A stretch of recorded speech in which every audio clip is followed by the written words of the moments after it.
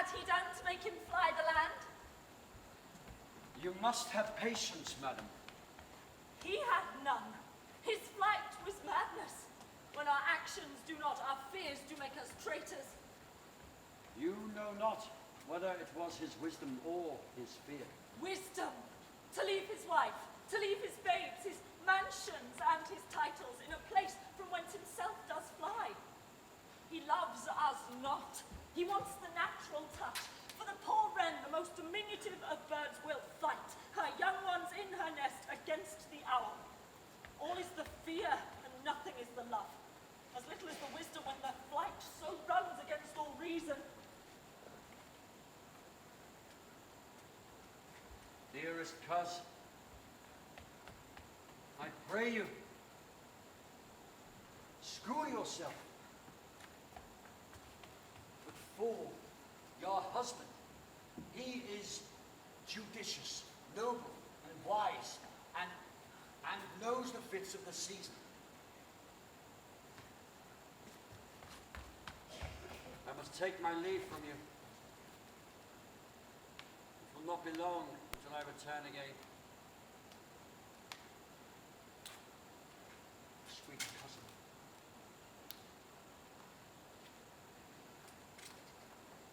A blessing upon you. Father they are, and yet they're fatherless.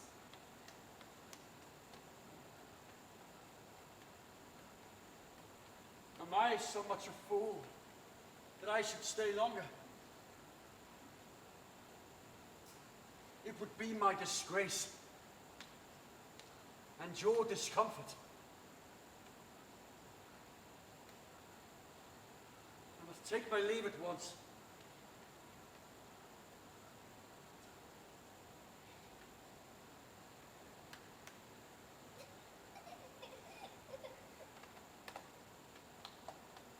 Children,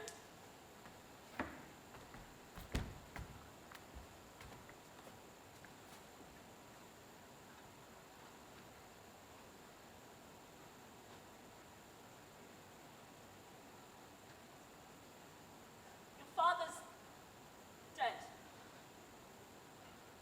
What will you do now? How will you live? As birds do, mother. What, with worms and flies? With what I get of you, so do they. Poor bird. My father's not dead for you're saying. Yes, he is dead. And how will you do for a father? Nay, how will you do for a husband? Why, I can buy thee 20 at any market. And you'll buy him to sell again. Thou talks with all thy wit. Is my father a traitor, mother? Aye, that he was. What's a traitor? One that swears and lies. And be your traitors that do so. Everyone that does so is a traitor. Must be hanged. And must they all be that swear and lie? Everyone. Who must hang them? The honest men. If my father were dead, you'd weep for him. If you were not, it were a good sign that people couldn't have you father. Poor Panther, how thou talks. Bless you, fair dame. I am not to you known, though in your state of honour I am perfect. I doubt some danger does approach you nearly. If you will take a homely man's advice, be not found here. Hence with your little ones. Heaven preserve you. I dare abide no longer. Whither should I fly? I have done no harm.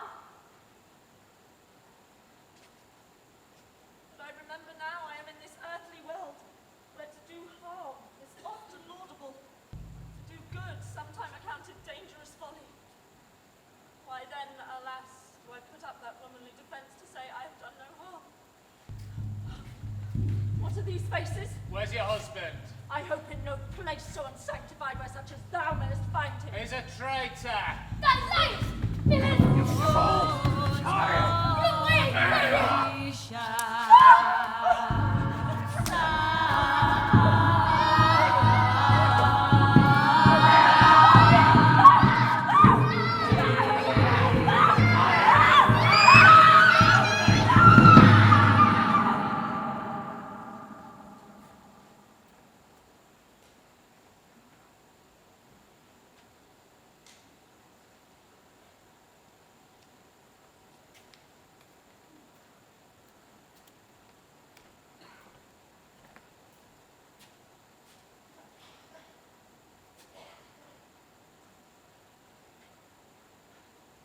let us seek out some desolate shade, and there weep our sad bosoms empty.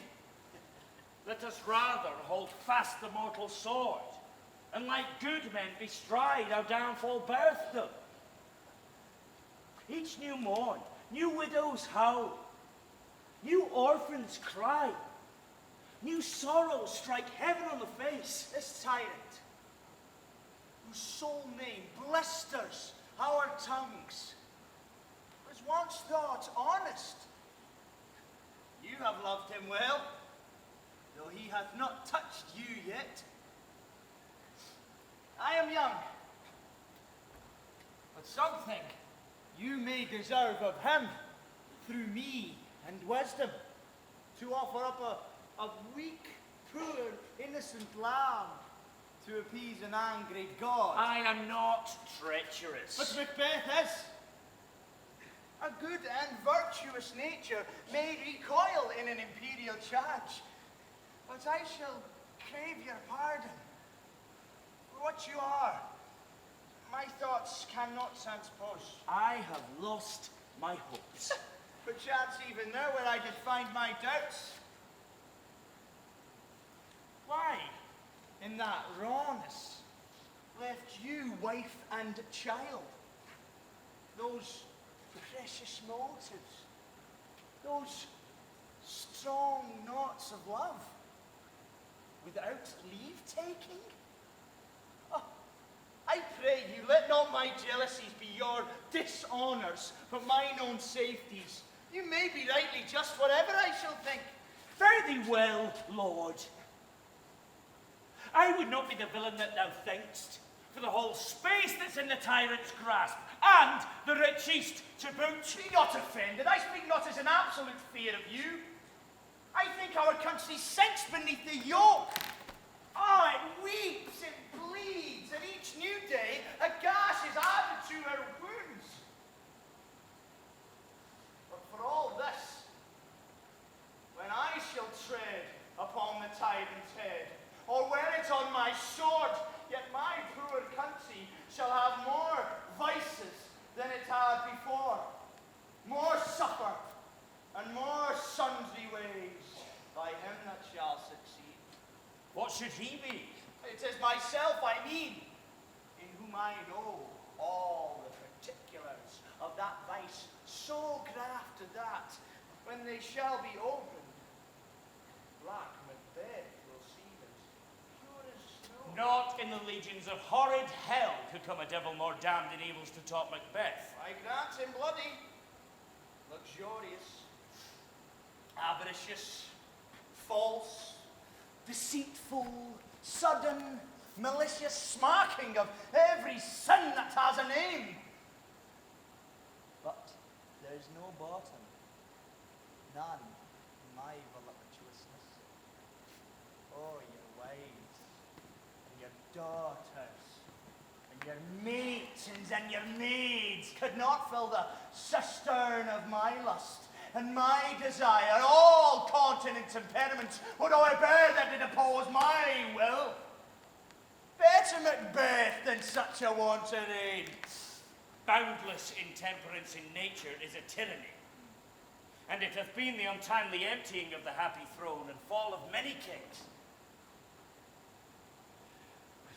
Yet do not fear to take upon you what is yours. We have willing dames enough. With this, there grows in my most ill-composed affection only such a staunchless avarice that, were I king, oh, I should cut off the nobles of their lands, desire his jewels, thus others' house, destroying him for wealth. This avarice sticks deeper, grows with more pernicious roots than summer-seeming lust, and it hath been the sword of our slain kings. Yet do not fear. Scotland hath foisons to fill up your will of your mere own. All these are portable with other gracious ways. But I have none! None! The king becoming graces, I have no relish of them, nay! Had I power, I should pour the sweet milk of concord into hell. Uproar universal peace. Confound all unity on earth. Scotland! If such a one be fit to govern, speak. I am as I have spoken. Fit to govern? No. Not to live. Oh, nation miserable, when shalt thou see thy wholesome days again, since that the truest issue of thy throne by his own interdiction stands accused? Thy royal father was a most sainted king. The queen, that bore thee oftener upon her knees than on her feet, died. Every day she lived. Fare thee well, Lord. These evils thou repeatest upon thyself have banished me from Scotland. Oh, my breast, thy hope ends here.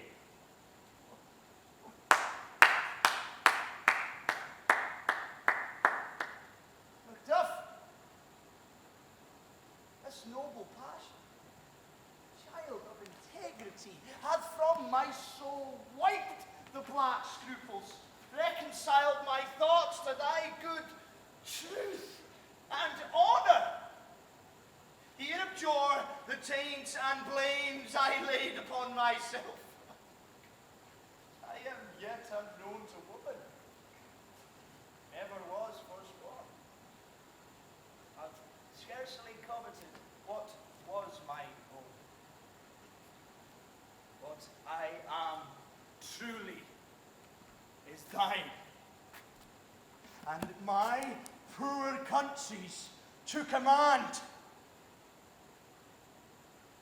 Whether indeed before thy here approach, old Seward, with 10,000 warlike men, already at a point, was setting forth. Now, we'll together, and the chance of our goodness be like our warranted quarrel. Why are you silent? Such welcome and unwelcome things at once. 'Tis hard to reconcile. See who comes here. It is my countryman, yet I know him not. Ah, my ever gentle cousin. Welcome, Heather. Sir, we men. Stands Scotland where it did? Alas, Oh, country. Almost afraid to know itself. It cannot be called our mother, but our grave. how does my wife? Why, well, And all my children? well too. The tyrant has not battered in their peace. Aye, they were at peace when I last did see them. Be it their comfort. We are coming thither. But gracious England hath lent us good Seward, and 10,000 men. Would I could answer this comfort with the like, but I have words that could be howled out in the desert air where hearing should not latch them. What concern they? The general cause? Or is it a fee grief due to some single breast? No mine, that's honest. But in it shares some woe, though the main part pertains to you alone. If it be mine, keep it not from me. Quickly, let me have it. Let not your ears despise my tongue forever. Your castle is surprised. Your wife and babes savagely slaughtered. And to relate that manner We're on the quarry of your slaughtered deer, to add the death of you. Merciful heaven.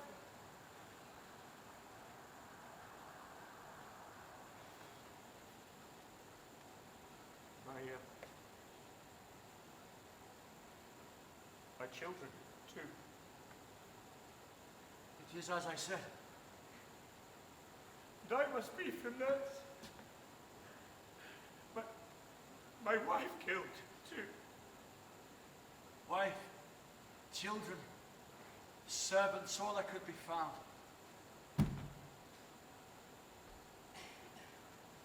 Be comforted. Let us make medicines of our great revenge to cure this deadly grief. He has no children! All my pretty ones. Did you say all?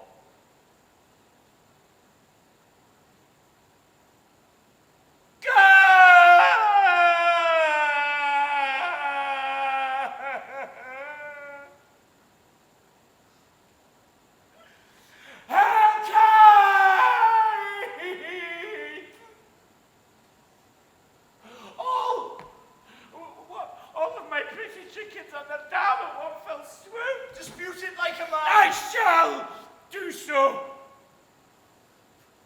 But first I must feel it as a man. I cannot but remember such things that were most precious to me. Did heaven look on and would not take their part? Sinful Macbeth, they were all struck for thee. Not for their own demerits, but for mine, felt slaughter on their souls.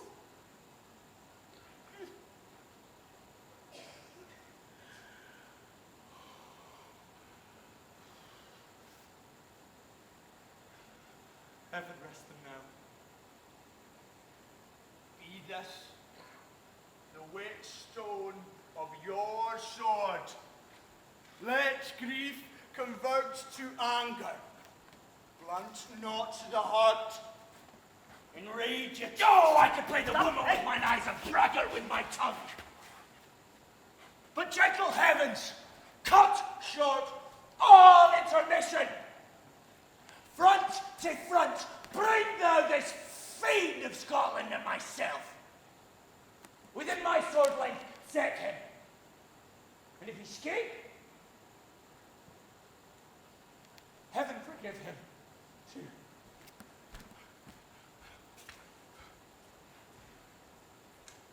Macbeth is ripe for shaking, and the powers above have put on their instruments.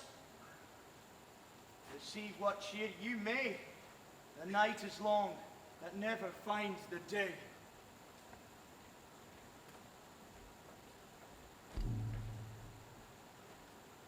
I have 2 nights watched with you, yet can perceive no truth in your report. When was it she last walked? Since His Majesty went into the field, I have seen her rise from her bed, throw her nightgown upon her, unlock her closet, take forth paper, fold it, write on it, read it, seal it afterwards, yet again return to bed. And all this whilst in a most vast sleep. Great perturbation in nature, to receive at once the benefit of sleep, yet do the effect of watching. In this slumbery agitation, besides her walking and other actual performances, what at any time have you heard her say? That's so which I cannot report after her. You may to me, it is most meet you should. Neither you nor anyone having no witness to confirm my speech. No, here she comes. This is her very guise, and upon my life, fast asleep. Observe her. Stand close. How came she by that light? I just stood by her. She has it with her continually. It is her very command. You see her eyes are open. Aye. Their senses shut. What is it she does now? See how she rubs her hands. It is a continued action with her. To seem thus washing her hands. I have known her continue some quarter of an hour. Yet here's a spot. Ah, she speaks. I will set down what comes from her to satisfy my remembrance the more strongly. Out, damn spot, out, I say! 1, 2. Well, then 'tis time to do it. Hell, is murky. Fie, my lord, fie, a soldier and a feared. What need we fear who knows it when none can call our power to account? Yet who would have thought the old man to have had so much blood in him? You mark that? The Thane of Fife had a wife. Where's she now? Will his hands ne'er be clean? No more of that, my lord, no more of that. You mar all with this starting. She has spoke of what she should not have. I am sure of it. Heaven knows what she has known. Yet here's the smell of the blood. Still, all the perfumes of Arabia cannot sweeten this little hand. Ah! This disease is beyond my practice. Yet I have known those which have walked in their sleep who have died holily in their beds. Wash your hands. Put on your nightgown. Look not so pale. I tell you yet again, Banquo is buried. He cannot come out his grave. Come, give me your hand.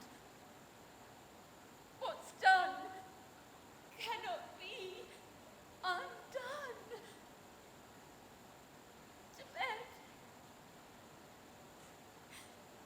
To bed. To bed.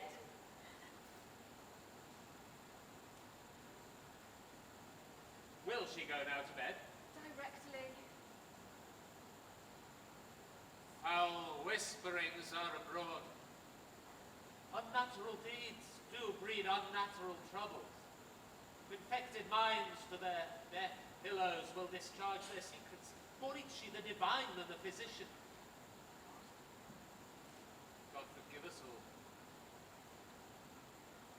Look after her. Remove from her the means of all annoyance, and still keep eyes upon her. But so good night. My mind she has mated and amazed my sight, and I think and dare not speak. Good night, good doctor.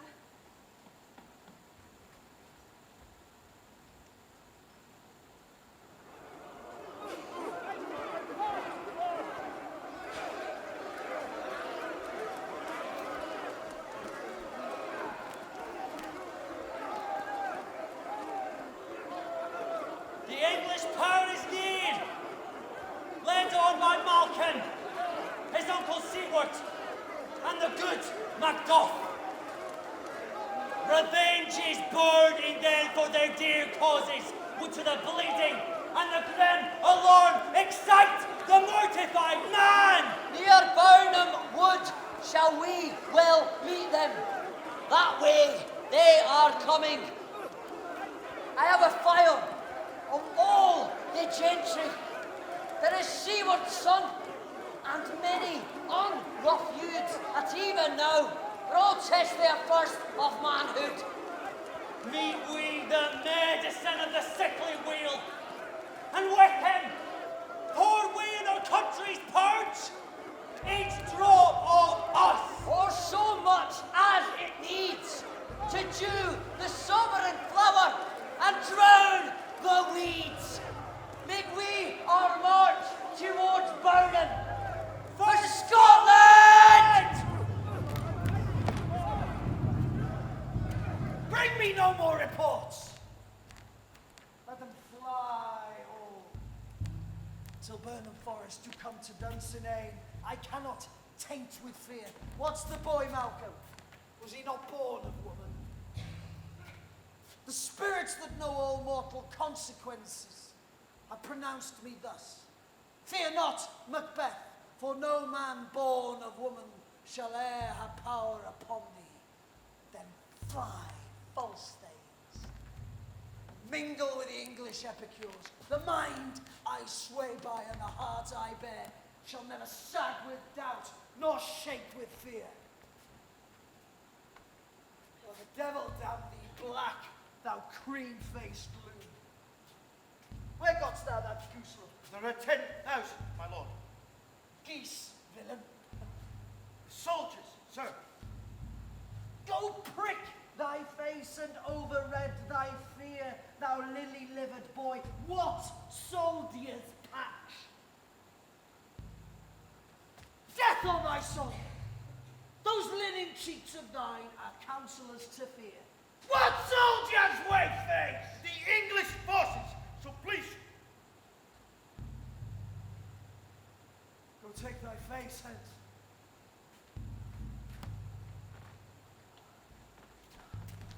Satan!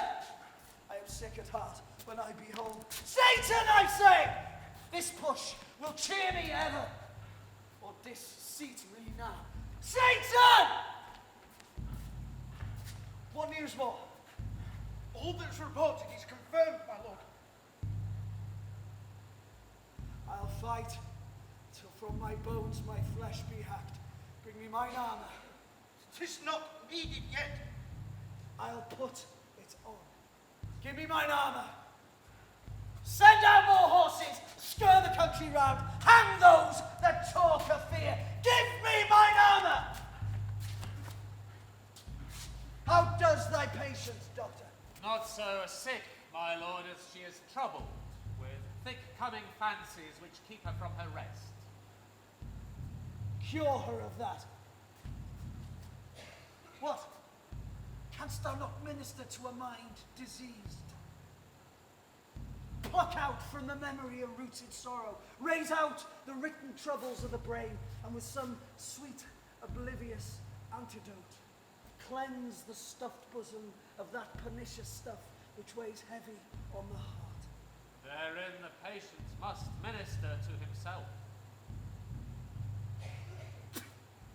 Throw physic to the dogs. I'll none of it. Satan! Give me mine armor! And my staff! Send out! I will not be afraid of death and bane till Burnham Forest do come to Dunsinane. Were I from Dunsinane away and clear, profit again should hardly draw me here.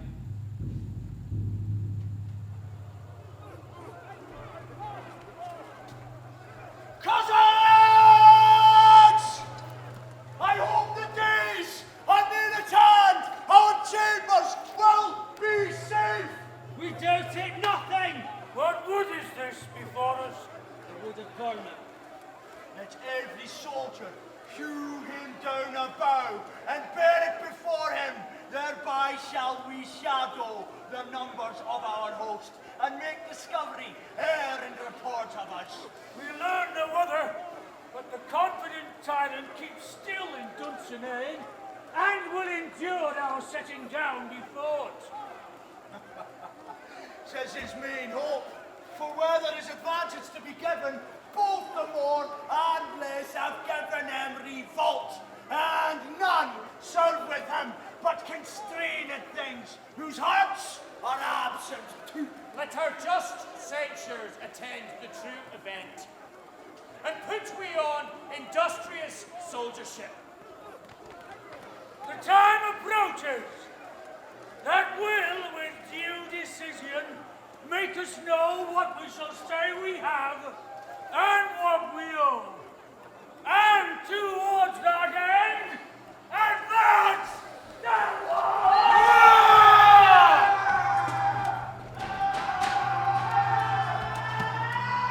Hang out our banners on the outward wall! The cry is still they come.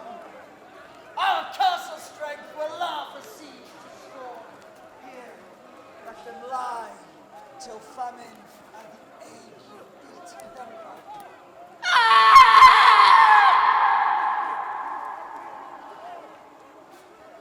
What was that noise? It was the cry of women, sir.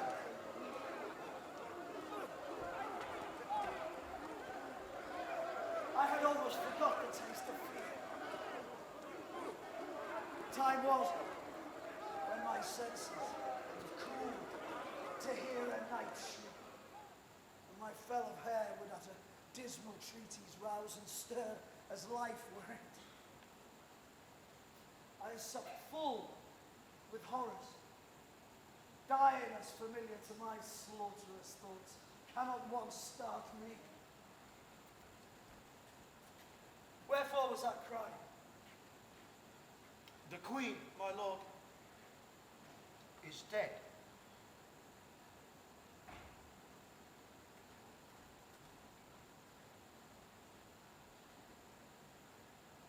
She should have died hereafter.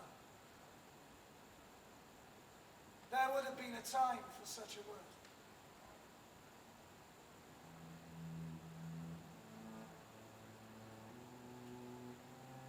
Tomorrow. And tomorrow. And tomorrow. Creeps in this petty pace from day to day to the last syllable of recorded time. And all our yesterdays of lighting fools the way to dusty death.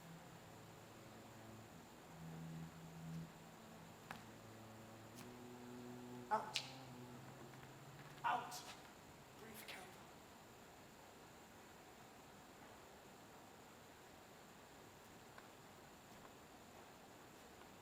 Life's but a walking shadow. A poor player who struts and frets his hour upon the stage and is heard no more. It is a tale told by an idiot, full of sound and fury, signifying nothing. It comes to use thy tongue, thy story quickly. Gracious my lord, I should report that which I say I saw, but know not how to do. Well, say, sir.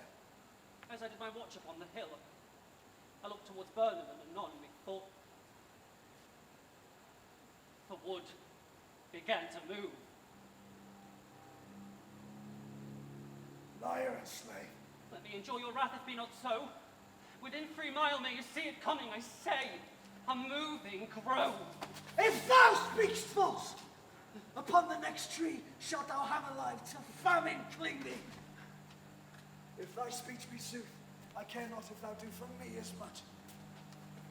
Fear not, till Burnham Forest do come to Dunsinane, and now wood comes towards Dunsinane. Arm! Arm and out! Ring the alarm bell! Blow wind! Come rack! At least we'll die with harness on our back! Tyrant! Show thy face!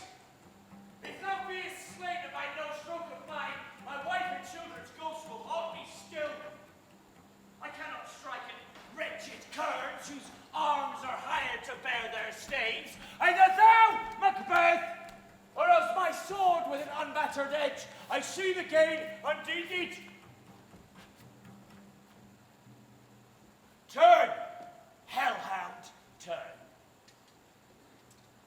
Of all men else, I have avoided thee. Get thee back. My soul is too much charged with blood of thine already. I have no words. My voice is in my sword. Thou bloodier villain than terms can get me out! Ah! Thou losest labor. Ah! As easy mayst thou the entrenchments air, with thy keen blade impress, as make me bleed. Ah! Ah! Oh! Oh! Let fall thy blade on vulnerable crests. I bear a charmed life, which must not yield to one of woman born.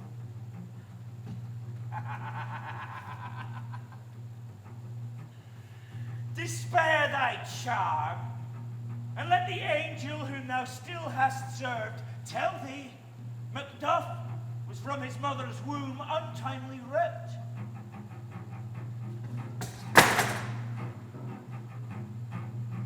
Cursed be the tongue that tells me so, for it hath cowed my better part of man.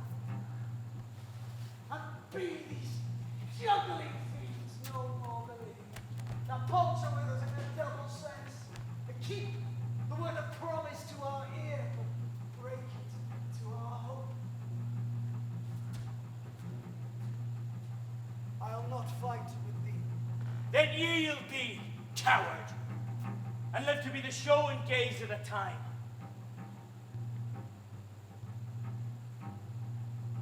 I will not yield to kiss the ground at young Malcolm's feet and be baited by a rabble's curse.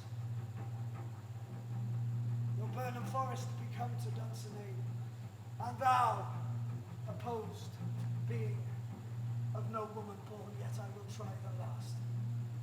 Before my body, I lay my warlike shield. Lay on, Macbeth, and damned be he that first cries, hold. Enough!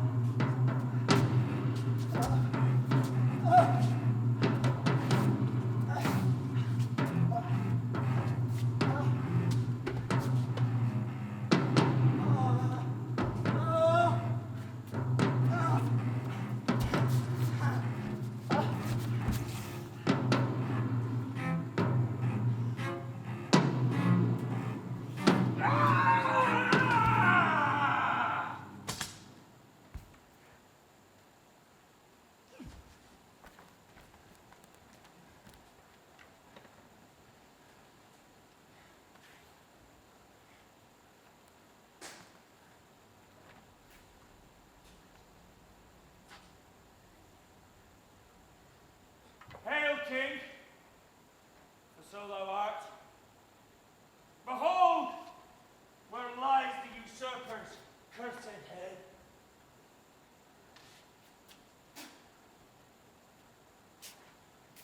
The time is free. Hail, King of Scotland. Hail, King of Scotland!